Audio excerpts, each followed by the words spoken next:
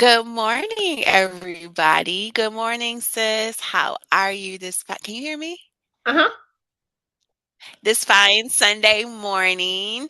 We are coming to you live from both of us in Kalamazoo and for May Easy Talks. So, welcome, welcome, welcome. And I look forward to our conversation. I have no idea what it's about as of yet. So, I look forward to the unfolding of our chat this month. So, let's get it, sis. And I Yay. am Zendalannette of the Easy Talks. I'm sorry. I'm Zenda of the Easy Talks. We're going out of the alphabetical order. And then with me is my soul sis. Oh, I'm the E, Erika Lynn. Yes, yes, yes. So what do we have? What are we chatting about this month or talking about this month, sis? So with it being mental health awareness month, Mhm. I definitely wanted to touch base on that. And then also, um, I don't know if y'all saw it, but this month, my SS, her blog, y'all, was so good. Please feel free to check Thank that out you. at allthingsdinkyrose.com. That's the website. Things is spelled with a Z. So that's THINGZ, Dinky, DINKY, Rose, ROSE. And for those, all is ALL. So all things with a Z, dinkyrose.com. May blog, everything. So I felt very inspired after reading it. Um, I don't feel like I'm biased because I feel like when I'm reading it, I read it as a real life reader, like a viewer, someone who tunes in every month to get the juice and get the nuggets and just be nourished and fed. And so, again, this month, I left feeling very inspired as my SS was talking about modalities. Yesterday was Saturday, and we had the pleasure and honor, I say we, but it was two different roles. So we, myself, Queen Nairi, Adrian, Micah, Jen, all of us had the honor of being part of my SS's colorful rendezvous. And one of the things that was brought to the surface as the event began was my SS saying, like, I'm not here to teach, I'm not here to talk at y'all, I'm here to share the tools, the practices, the modalities that I personally have used as I have been on this wellness journey. And so I love that she said that as she opened up her event.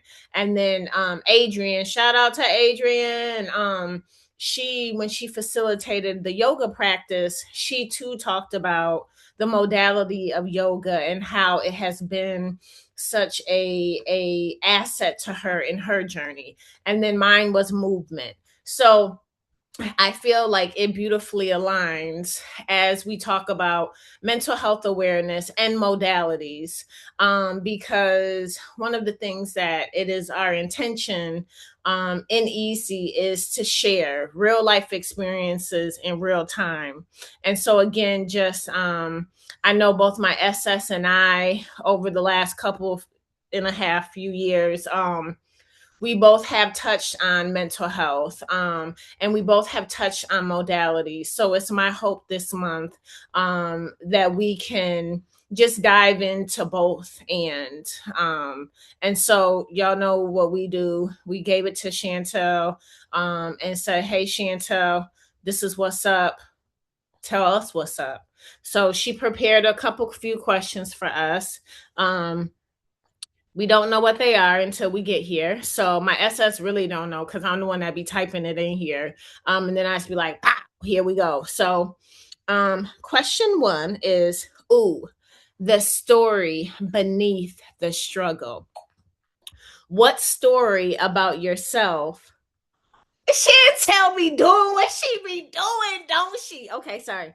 Um, what story She about gets on my nerves, just like for real. I'm just saying that. I just needed to say that out loud. I didn't want to keep that a bubble thought. Keep going. Yes, In a I mean, good I way. haven't fully read the question yet, but oh, she be doing what she do. Okay, so story about yourself did you once believe that negatively impacted your mental and emotional well being? And what truth eventually set you free from it? Right? Go ahead, SS.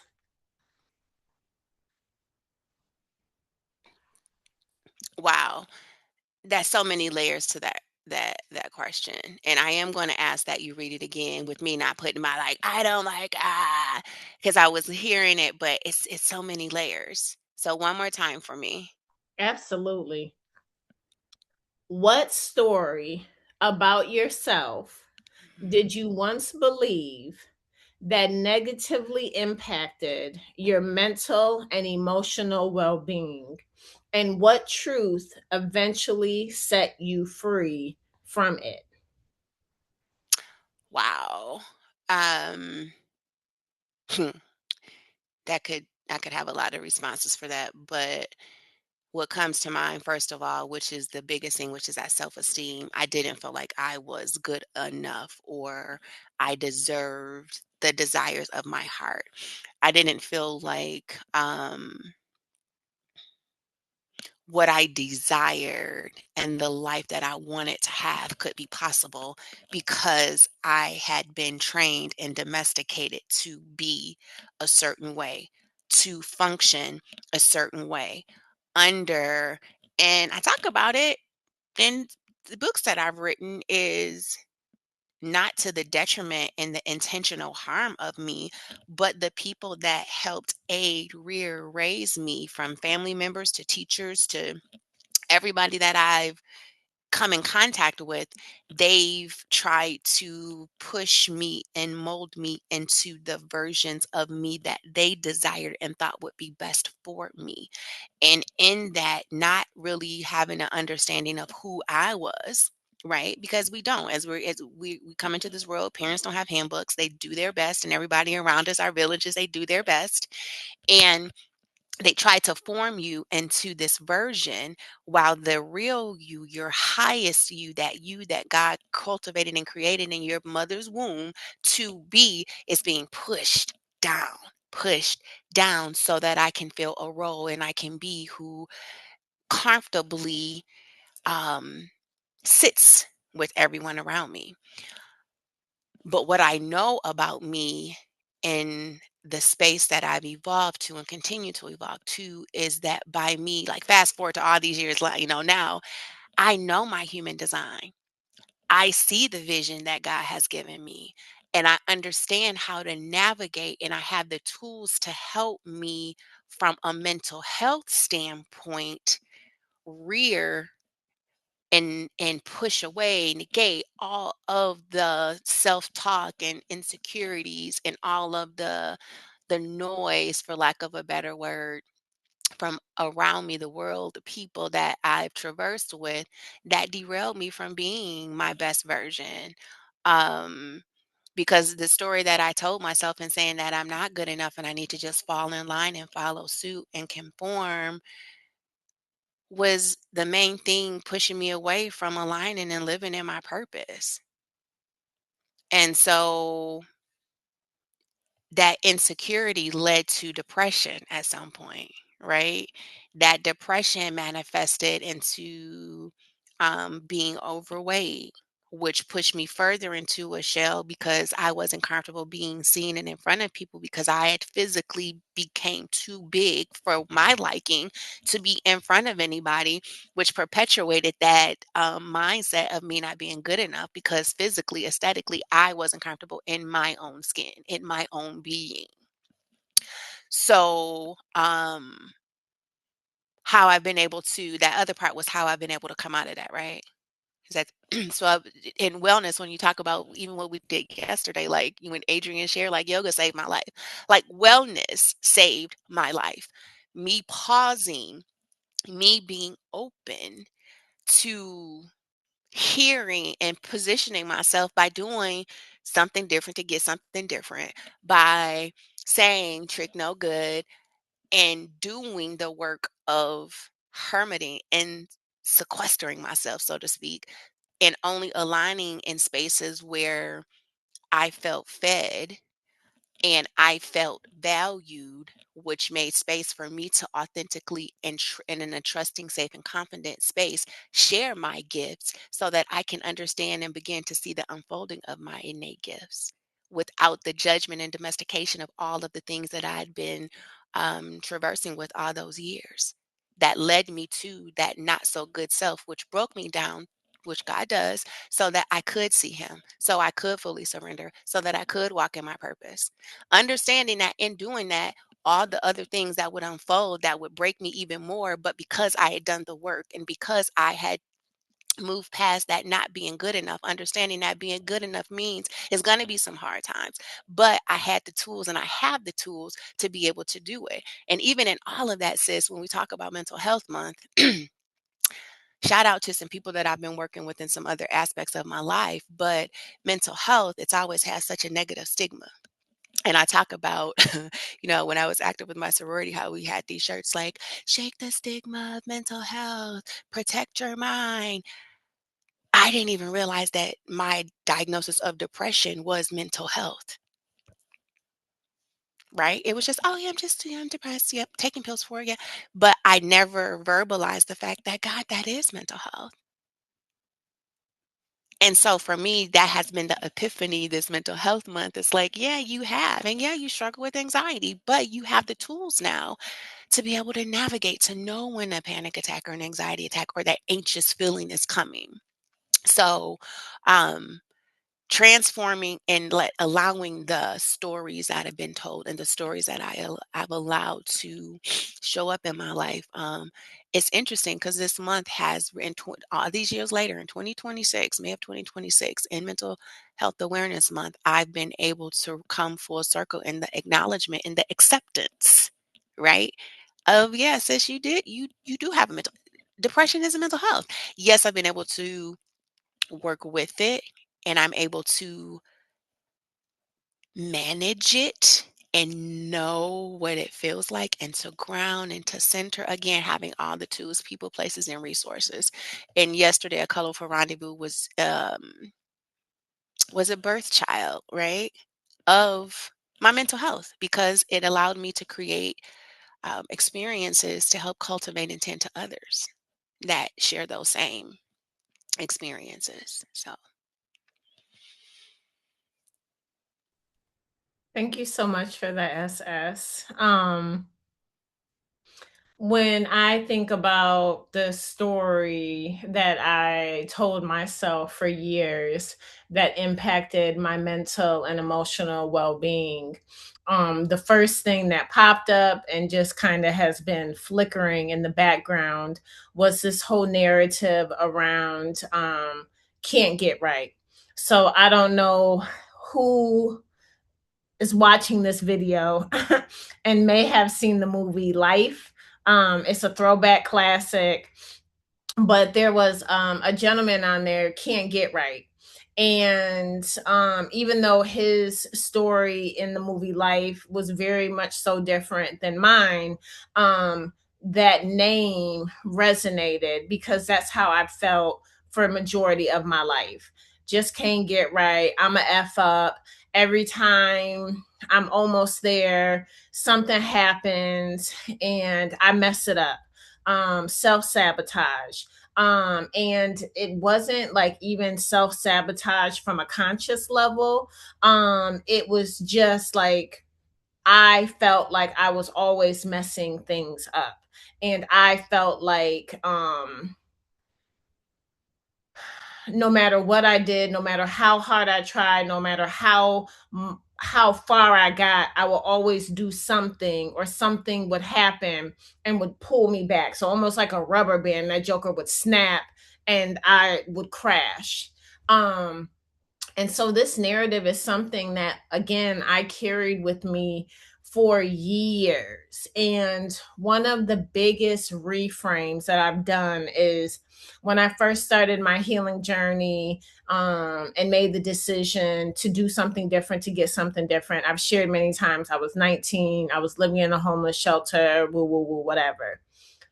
But the biggest thing that began to happen when I started this journey was learning how to stop blaming others for where I was at. I held hella resentment against my parents growing up. Hella resentment. Like, because this happened, I experienced childhood trauma, and so those who hurt me were the reason why. And so, like I said, when I began this journey and I had this shift, the biggest piece of it was me taking accountability and being like, yes, y'all did what y'all did, y'all played the part y'all played, but I am the one who has been a walking tornado, a walking cyclone, a walking volcano getting ready to erupt at any point. That was all on me. Now, what happened is that fed that narrative of, oh, you a F up, you can't ever get right. So it was still all my fault. I was wrong. I was bad, whatever, whatever. So one of the things when I really started getting into my human design in 2021, 2022, and started like generating reports and started buying my books and started creating, like I said, reports for other people. I began to understand my profile, and my profile is a 1-3. And for those of you who do know human design, who don't know human design, line 3 is the martyr. And I don't necessarily resonate with that title, but I definitely resonate with the energy. And the energy is trial and error. The energy is bumping into things, or life bumping into you, doing things the hard way, the perceived struggles, the time after time after time after time you having these experiences. And so as I learned that, at first I was still upset and angry. Then we have the incarnation cross, the two most potent energies, your conscious sun and your conscious earth. And mine was 42, which was all about expectations. And when your expectations don't get met, how it just kind of leads into like being upset. And then the second one, the 32, was about failure as the shadow. So for me, I again created this woe is me narrative, this wah, wah, wah. But the reframe happened when I realized that I have been through everything that I have been through so that I can be of service to others. I have navigated all the things that I have navigated so I can be a guiding light as others are navigating what they are navigating. I have been through the pits of darkness. I have been through hell, and I know the way out. And so when others are navigating what they're navigating and they then become ready, I can be a resource. I can be a guide. I can say, me too. I believe wholeheartedly that even though we may have gone through similar situations, your story will always be your story, and my story will always be my story. But like what you were saying, SS, I can be a support. I can be a resource. I can say, this is effed up AF. And guess what? Me too. And there's something beautiful on the other side. So that for me has been the biggest shift, because mentally, emotionally, like I reached a place emotionally where like I couldn't even feel my emotions. I couldn't even feel my feelings. I knew what they were intellectually, I knew what they were per the dictionary, but I didn't know how to tap in and feel. And the events of my life, the conversion disorder that I've spoke on, all of that, it was tumultuous, it was scary, it was traumatic, it was impactful, it was all of these other adjectives, and it held purpose, because now I know what feelings feel like. Now I know what emotions feel like. I can not only name them from that intellectual space, but deep in the core of my body, I can share space with them. I know them. I honor them, I respect them, I love them, even though it's high, and even though it's rocky, and even though all of those things, I understand the purpose behind it. And so for me, I think that that's the biggest reframe is life has never ever ever ever ever happened to me. Life has always and will always happen for me. So that's my shift. Let's get to the second question. Um, the modality that met you where you were. Throughout your healing journey, what practice, tool, or modality helped you reconnect with yourself when you felt disconnected, overwhelmed, or lost? And why do you think it worked?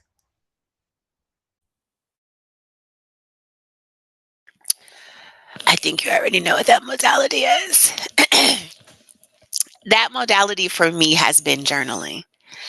Um, it has it allows me to be angry and say what I want to say without judgment. I don't have to worry about it being grammatically correct. I don't have to worry about it being warm and fuzzy to make somebody feel okay. And it literally allows me to show the emotion in how I actually even write. Like I can, when I'm angry, my writing looks different. When I'm frustrated, I can see the frustration. I literally, as I go back and read my journal, and this is why the writing is also good as far as a modality for me, because I can go back to where I was and I can see themes. I can see what I did to feel it. I can see what I did to come back to it. Because in my journaling, I'm writing like how I feel. Essentially my 3 pause check-in, right? So I guess that's kind of it too, but that came later.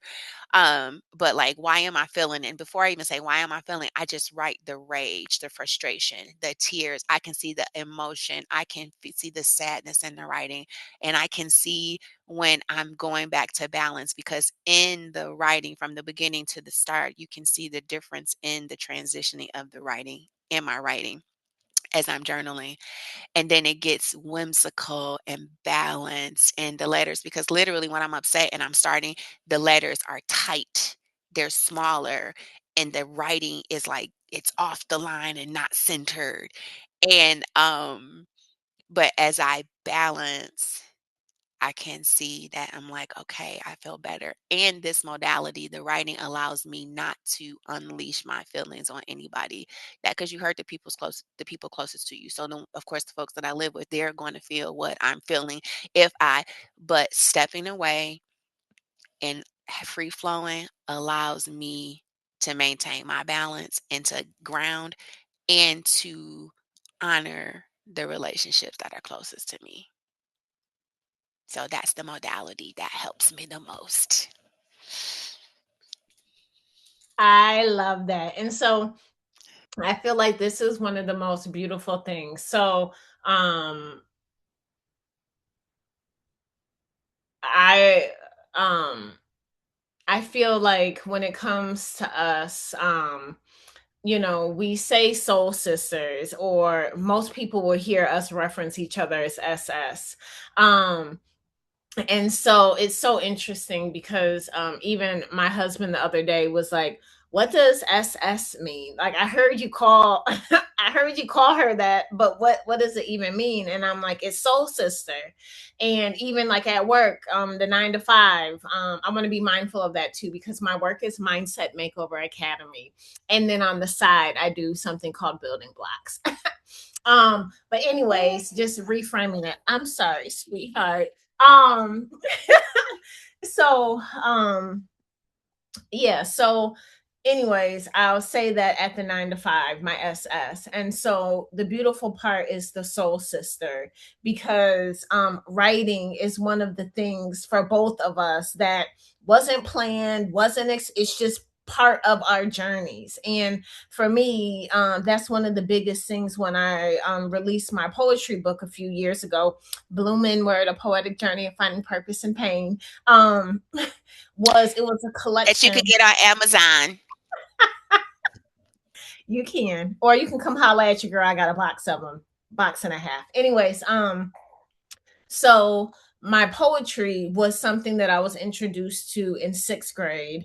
And I started writing. Like I said, I navigated a lot of stuff in my childhood. And for me, it wasn't like, oh, this is a haiku or this is a whatever other name of the structured poetry. It was the free write, it was the expression, it was the lines of just getting it out and putting it on paper, the things that I wasn't able to say, the things that people maybe not want didn't want to hear, my experience, my impact. I wrote it out, and I wrote it in the form of poetry, and just the biggest pieces of my life.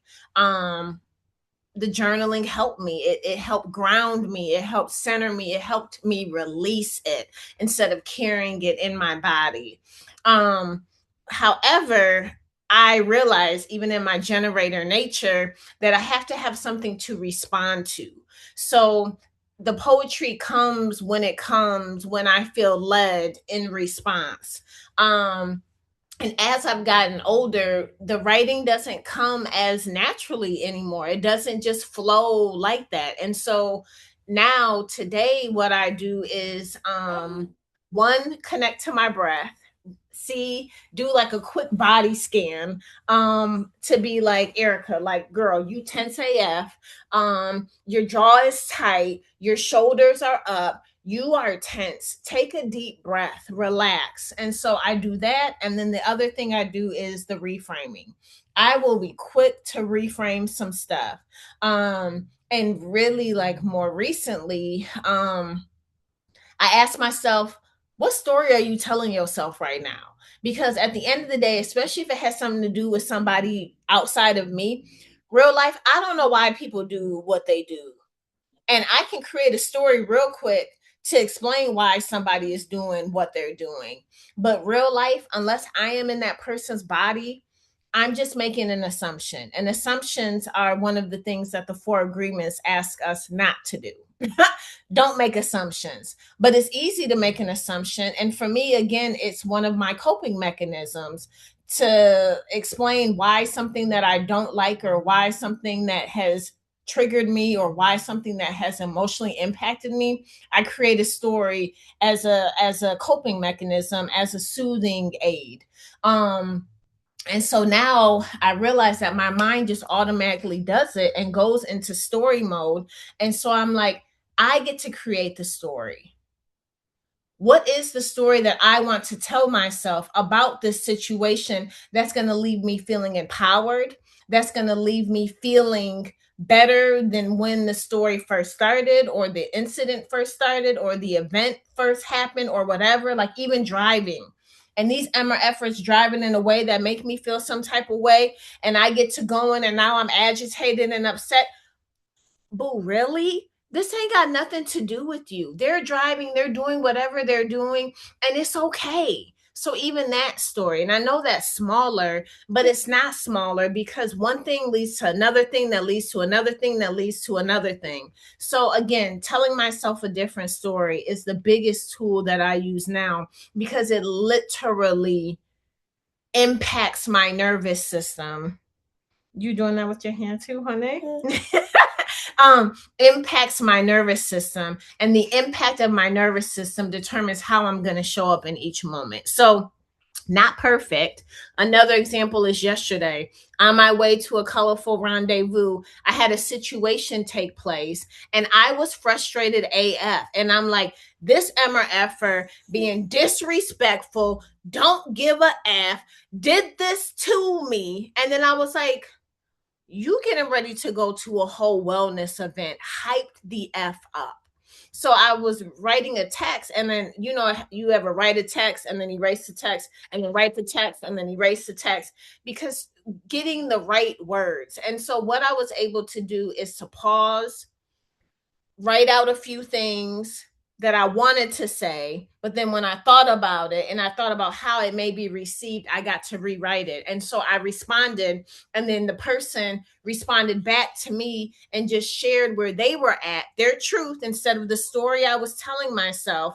And then I got to reframe it and be like, look, it happened. It is what it is. It was a miscommunication. He was not coming for you. He was not going out of his way to disrespect you. He was not minimizing your work, the work of your S. None of that was going on. It's all good. Like, and so having that whole thing, even though I did come into the vent and I was like, and I hugged on my SS and then I hugged a little tighter. It was just me starting that process. And as I started that process, I got a response back, and the response made me feel better.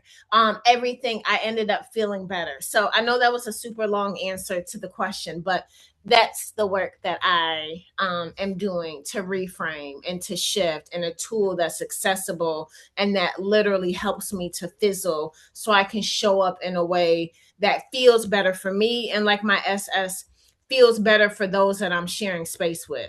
Um, Mhm. so And I yeah. think too, sister, I think we need to pause for that because what you said was so powerful. All of it was, but what is standing out to me most is that it is so easy to create a story when you're interacting with people. And that is why the four agreements is such a pivotal part of my daily practices. I was sharing with a coworker the other day, I have one of those little mini pads. And once I get to my stream, I pull that out before I do my to-do list, before I do anything, and I write out the four agreements and I write out the five Reiki principles to help me navigate my day because it is so easy to get caught up and not even caught up, but to allow the actions of others to come and make you feel and send you spiraling, but the importance of grounding right in the reframing. So if nobody hears anything else in this message, in this easy talk for the month of May, Mental Health Awareness Month, make a point to pause.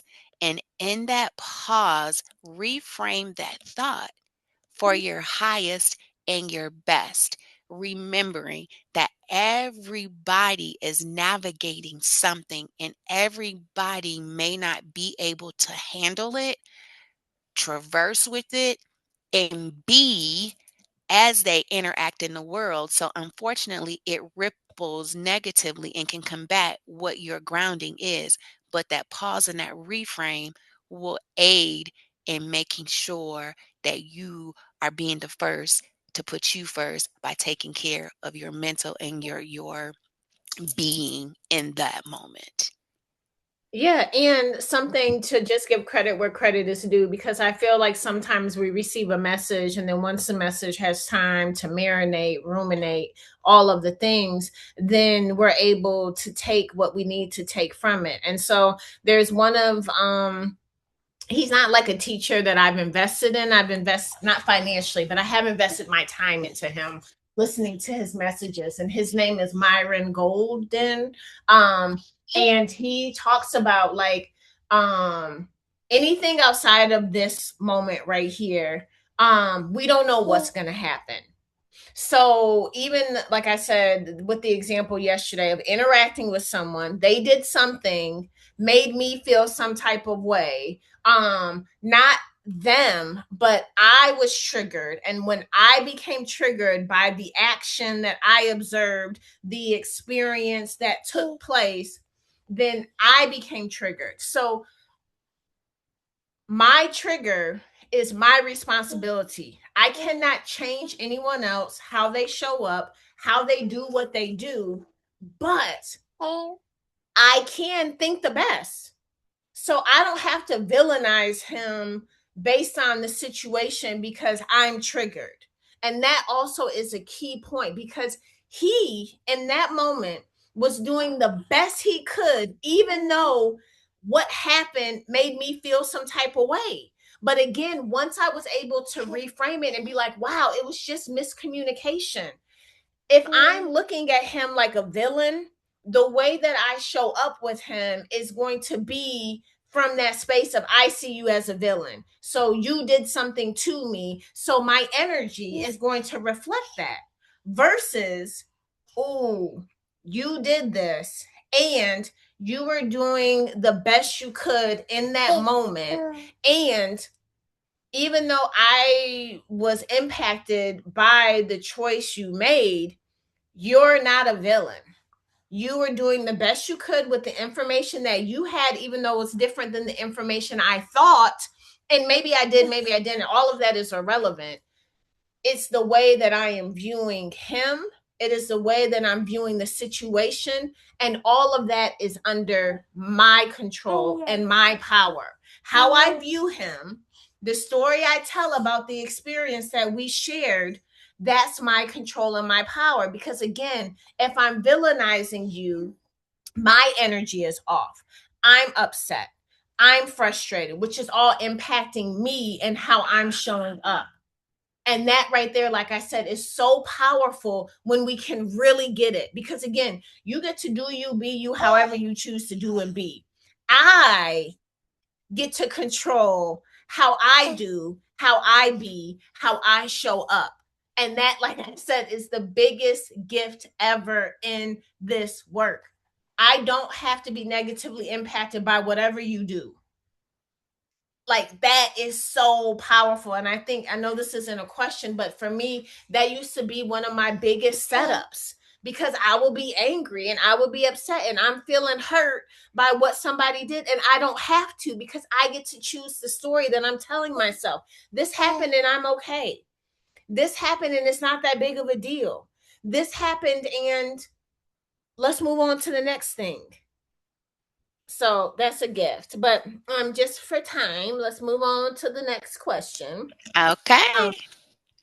if mental health, oh, were you about to say something, SS? I just cleared my throat. Oh, I should have all been right. on mute. Okay. So this one, question 3 is about redefining mental health. So Mm. if mental health wasn't about fixing yourself, but about building a healthier relationship with yourself, how would that change the way you live, heal, and show up in the world? Well, that's a quick response for me because mental health is wellness. We talked about that yesterday. Mental health is wellness. Mental health is wellness. Mental health is wellness. We've always associated, I can't say we, but the way I've perceived it, the way I've been domesticated with it, that is mental health is something negative and it's something that is associated to now you have this diagnosis and now you are labeled and you, bad, bad, bad. Mental health is being the first to put you first in all ways and all ways. Mental health is pausing. Mental health is saying no. I no without an explanation, without justifying it, just a simple no, thank you, and it being respected. No, I did not know. Mental health is taking the time to just rest. It literally is one in the same, but domestication in the world has taught us that it's two totally different things, and it's not. So how have I had to change or do anything? This last almost 10 years has taught me that mental health is wellness. And then in this May 2026, I had the what word do I want to use? It's not the realization, it's Epiphany? the huh? An epiphany? It's the epiphany that oh my God! I've had a mental, What? I've been in the mental health space forever. Yeah. For the last 20 years, when I was on 15 years taking antidepressants, in moments where I have anxiety, and I won't say I have anxiety, where I experience anxiety because I am not a label. I am me that has experiences with depression, with anxiety, with panic attacks. And when I take care of myself from a wellness and well being state, with all of the tools and modalities that I have, am grateful that I've had in my life and that continue to come um, into my life. And when I am intentional day to day, moment to moment by practicing it. And again, when I do work with clients and when I work and talk, it's not me teaching you, it's me sharing the stuff that helps me to be who I am and to show up, not perfectly, but grounded in balance and in alignment with the divine and my purpose. Um, because what I realize is, and what continues to just come into my mind over and over and over again. And I was listening to 8 o'clock service today, and Pastor Moore preached about, your purpose and your anointing and um, seeing past the problem, and how this work, even yesterday, when we did the breakout sessions, workshop stations, not sessions, the stations, the one-on-one time I had with this guest, and to be able to use my personal experiences as to how Reiki has literally grounded and saved me in moments where I felt, and to be able to sit and have this woman who has been domesticated to not release tears. Oh, I shouldn't. To be able to create a space for her to release, and for me to be able to hear her say that during her attunement, she experienced the colors without the conversation of colors even being mentioned before I did the attunement. And to be able to say, those colors, your chakras, all, they're working because you're working. And now they're working, releasing that stuck, stagnant, negative energy so that they can align, so you can be your best version moment to moment, day to day. That, sis, I realize is a gift. That is part of my anointing, my purpose, and my brokenness in the surrender has aligned me to be able to do that. Because in my work, I'm able to share. Like, it's not me. This is God. And so it's just a gift. It's such a gift. So wellness and mental health, synonymous. Yeah, I love all of that so much, and that was something that was echoed repeatedly yesterday and rippled from the beginning throughout to the end, that mental health is wellness. Wellness is mental health. So um for me, mental health is very triggering because I have been in shared spaces where I feel like, well, let's take it my feelings out and stick to the true context, where my mental health was brought up in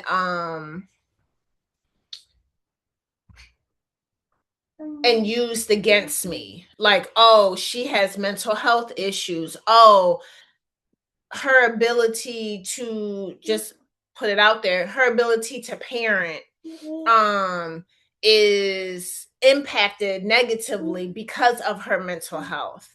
And because I think I have been so transparent, vulnerable, and sharing my journey, I talk about it, so I'm like, it's not a secret. I talked about conversion disorder. I've talked about all, which is a somatic, whatever. And so, like I said, having it used against me, I've almost feared, like, oh no, like, what if someone, whatever. And so, this year I was questioning whether or not I had ADHD because of the way that my mind wanders, and I'm like, I don't know what's going on. Life is lifing, I'm forgetful, all of these things. And there's more than that, but I was like, I just want to know where I'm at. So earlier this year, I went and was fully assessed, all of the different tests, all of the different questionnaires I had to fill out. It's like a half a day process where you go in and you do physical tests. They ask you questions, you put headphones on, like, it's this whole thing. And so when I got the results back, I was like, what in the actual F? Like, Erica Lynn. I was informed again by a clinical doctorate, whatever, that I had PTSD, and the PTSD triggered depression and anxiety. And the depression, however, that I was diagnosed with at 13 years old was in remission. And I said, hold up, wait a minute, in remission? Like, I didn't even know you could have a mental health diagnosis in remission. Like, this is brand new to me. And I had her explain it because I was like, what in the world? And I'm like, what a gift. I only share this because, again, I am 38 years old now. And I received that well, technically I was 37 when I got my test results back, but 13 years old to 37, I have been navigating depression. I was even hospitalized at the end of 2021 into 2022.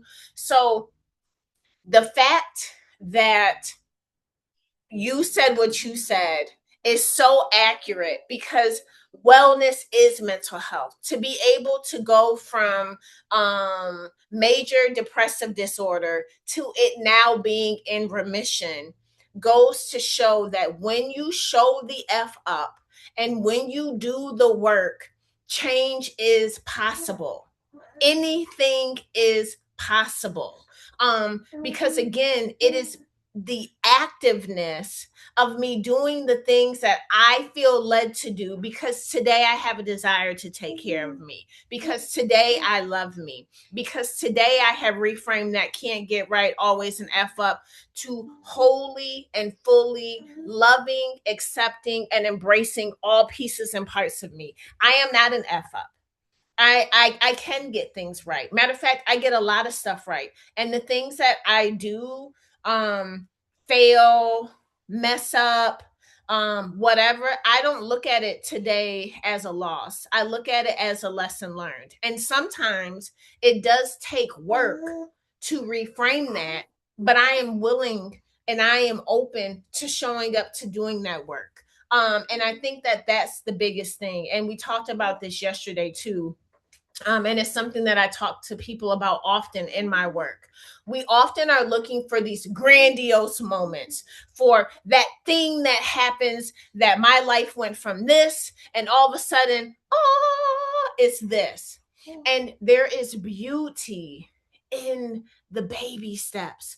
There is beauty in the journey. And so we don't have to, you can choose to if you want to, but we don't have to focus on that big moment.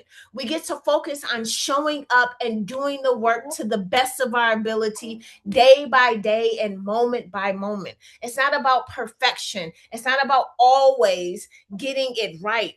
It's about embracing the unfolding. It's about embracing the falls, embracing when we knock our head, embracing the storm, knowing that when we rise, and we will rise, we're rising anew. We're rising with those lessons learned. We're rising with those golden nuggets. So that for me is the biggest reframe. You're not fixing anything because there's nothing broken. There's nothing wrong. It is an opportunity to explore yourself. I personally think that mental health is very interesting. Like, and I like people, I'm just keeping it all the way real, with mental health diagnoses. Like when I was in the hospital, we was in there kicking it. You hear me? Like kicking it, and not like just talking, different perspectives, different ways that people see the world, personality. Like people, you don't see every day, straight and narrow and checking all those aren't the type of people that's in the hospital. And I'm not shooting shots at those who are, but you see authenticity. You see individuality. You see people willing to say things that ain't nobody trying to say, because if you say it, if you do it, people gonna look at you like you a weirdo. And they don't give an F about being a weirdo. They don't give an F about not fitting into the mold or into this pretty manicured box that, oh, look at me and look at how great I am. They don't care. They are them wholly and fully. And me too. You get to just be. And so it doesn't have to be a negative. It doesn't have to be a wrong. It doesn't have to be something that you're striving to move away from. And even saying that it's in remission, I'm saying it for me because it's something that I carried in my book bag from 13 to 37. And I did wear that label. And I did feel like, oh, here goes Erika. I'm depressed or I'm here. And I began to understand with the breakdown of this test that when I get triggered, when something happens, I either shift into anxiety or I shift into depression as my autopilot, as my go to. And when I pause, when I practice, when I go inward, when I'm doing the work, more opportunities present themselves where I don't have to shift into anxiety or shift into depression. I now know the spectrum. And the understanding is that anxiety is all the way on this end of the spectrum, and major depressive disorders all the way on this spectrum. And because of the work I've done today, I get to live in the spectrum. So that's my reframe. And then I have a question that's not from Chantel. Like, what is a win that pertains to, and I'm saying this because I have a share. What is a win that has happened this mental health awareness month that you're proud of?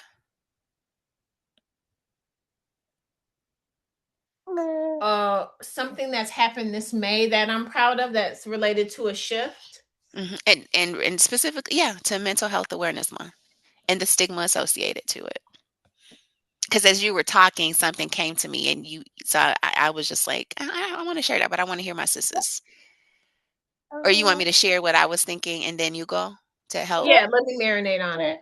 Okay, so for me, one of the biggest wins, as you were sharing, the spectrum of anxiety and depression. And one of the things that unfolded was that my mom had no idea that I experienced and was taking medication for depression and that I suffer from anxiety. She had no idea until this month. And she said to me, "Why would I not know this about my daughter?" And I said, "Because of the stigma. Because you share it, and then when you see the person or you engage with the person, whether it's a good moment, bad moment, or in between, it's, oh, well, Dinky's depressed, or Dinky's, she has anxiety."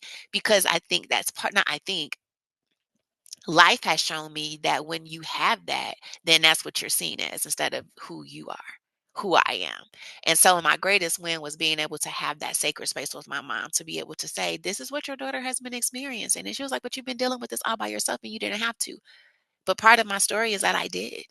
I needed to in order to be who I am, and in order to, so a greatest win has been being able to share that diagnosis, with my mother, and to share what I'd been navigating.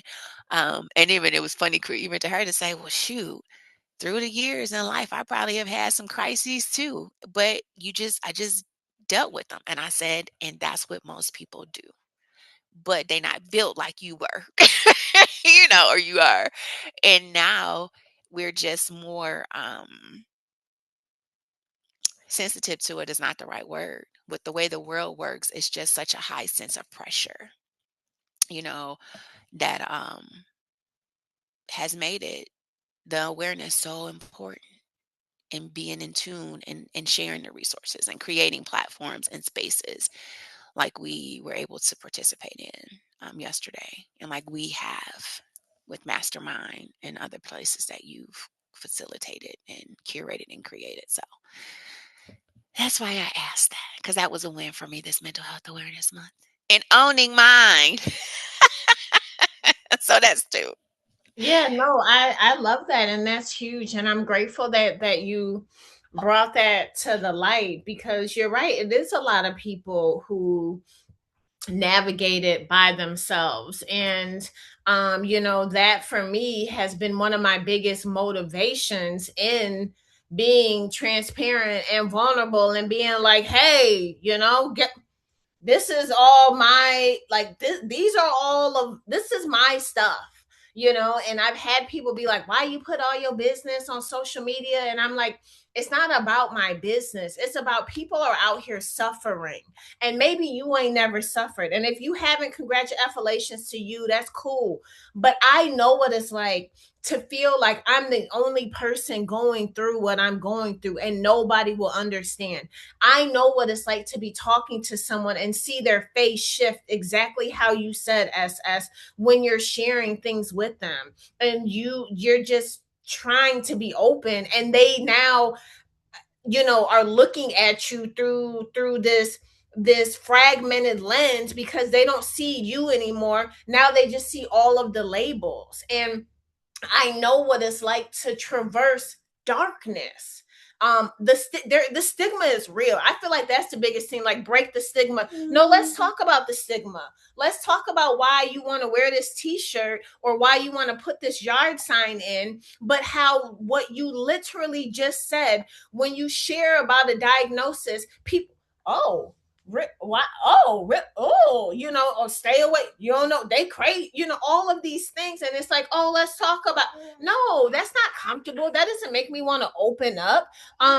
But that is one of the reasons why, because again, so many are navigating alone, and there's so much information out here that sometimes the information by itself feels overwhelming, because it's like, oh, we'll do this and do this and do this and do this. And I think that another reason SS and I, we talk about practices that worked for us, not practices that you have to do in order to, because again, we are all individuals. So the way that my SS has navigated her depression, or her, you know, her experiences of a depressive state are different than me, and the way that I have navigated. And yet we're both on this healing journey, we're both on this evolved and evolving journey.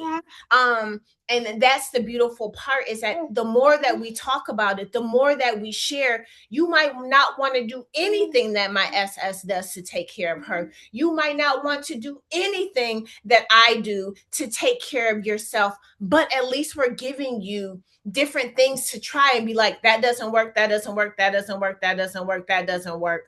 Well, great. It's great to know that these 5 things do not work, because now you're opening yourself up to something else that may work.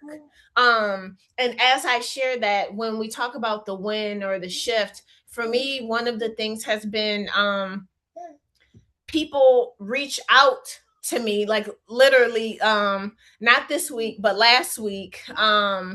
I had a coworker reach out to me because they had someone that they know who was going through a mental health crisis, and they're like, I feel like, one of our coworkers said, did you ask Erica? I feel like I should just reach out to you and see. And so I'm like, oh yeah, absolutely, try Borges. They have something called One North. Go to ISK. They have a crisis center right downtown. Oh, what about this? Oh, what about that? Oh, matter of fact, you're looking for a therapist of color. I know a therapist of color based on the therapist that I was trying to get for my son. So here's this number and here's this resource. Oh, let me know. Oh, by the way, when you're talking to them, you know, be mindful of how you're talking to them. Don't make what they're saying, don't make their experience wrong. You know what I mean? Just hold the space for them. And I was able to have this whole conversation based on what I personally have navigated, and what I have navigated with my son, and what I have navigated with other people in my workspace. So it's like, it's so beautiful to be able to provide that light, because again, it feels dark AF. So SS, what journaling prompt are you going to leave us with this month? Oh my gosh. I'm going to keep it simple. What modality or practice can you use to maintain your mental health? I'm going to use mental health and not say wellness and well-being because it's all the same thing. So, what modality, and I won't say modalities, but choose one. What one modality can you use as we go into June to maintain your mental health? And as we talk about community, as we talk about collective space, as we talk about shared space, I want to open an invitation to anyone who is watching for both me and my SS. And I'm putting her in the invitation just because I know her heart. I know the things that we have talked about behind closed doors. And so, if you are navigating a mental health crisis, I don't suggest that you reach out to us in the midst of crisis. They have lots of helplines and crisis lines, and we will be sure in both our YouTube link and our Facebook to list some of those. But when you want to discuss modalities to navigate through, that is when I would love and I offer you the invitation to reach out to either one of us and be like, hey, you know what? I tried journaling. Journaling sucks. I don't want to Mhm. do journaling. I don't really understand Reiki. So I heard you, Zendalannette R. Thomas, are a Reiki master. Can you tell me more about Reiki and what this looks like? Or, I tried Reiki too, and I don't really like that. But what other suggestions do you have? Ask her, ask us. We would be more than willing to give you tools, resources, whatever it is, different modalities to practice, try. And again, the only reason why I said, because part of me be like, call me when you in crisis, but I'm not a licensed anything. And my SS, last time I checked, we ain't got them initials behind our names. And I so, do have my mental health first aid kit certification, hey, that we both have. but the So resources will be in our all of our ex- on our socials. So exactly. absolutely, Yep. yes, And yes. so again, it's just I believe wholeheartedly. There are people who go to school. There are people who take certain steps to be those people to assist in the most ethical and aligned way possible to navigate you through that crisis. And there are Mhm. amazing resources both Yes, nationwide and within Kalamazoo County where we reside. yeah. And then, like I said, once you get through that part, or if you've already, when it comes to modalities, tools, practices, resources, we are your girls and we are here for you. You do not have to navigate this thing alone. But yeah, that's it. That's it. That's all. Until next month. Bye bye.